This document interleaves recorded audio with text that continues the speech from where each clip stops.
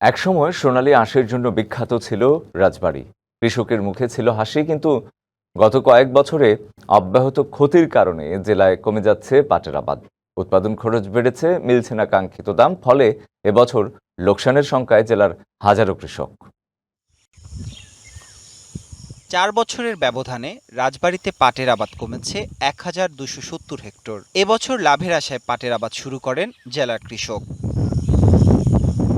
তবে কয়েক মাসের কঠোর পরিশ্রম করে ভালো ফলনের আশা করলেও বাড়তি খরচে মাঠের সেই স্বপ্ন এখন ম্লান। কৃষকরা জানিয়েছেন, শ্রমিকের মজুরি বৃদ্ধি, সেচ ও পরিবহন ব্যয় বাড়ার পাশাপাশি যুক্ত হয়েছে পাট জাগ দেওয়ার সংকট।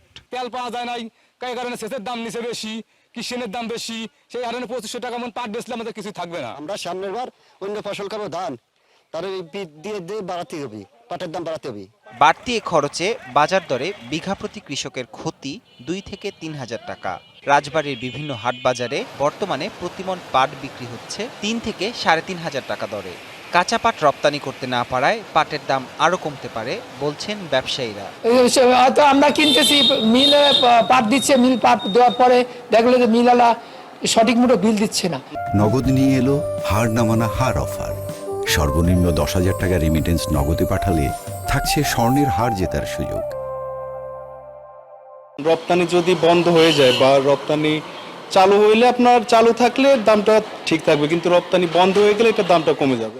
কৃষি বিভাগ বলছে, পাট ও পাটজাত পণ্যের রপ্তানি বৃদ্ধি করা না গেলে ক্ষতির মুখে পড়বেন জেলার কৃষকেরা।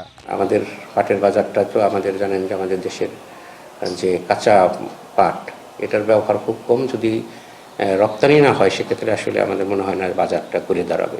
ন্যায্য মূল্য নিশ্চিত না হলে পাটের আবাদ আগামী মৌসুমে আরও কমে যেতে পারে, এমন আশঙ্কা কৃষকদের। DBC news desk.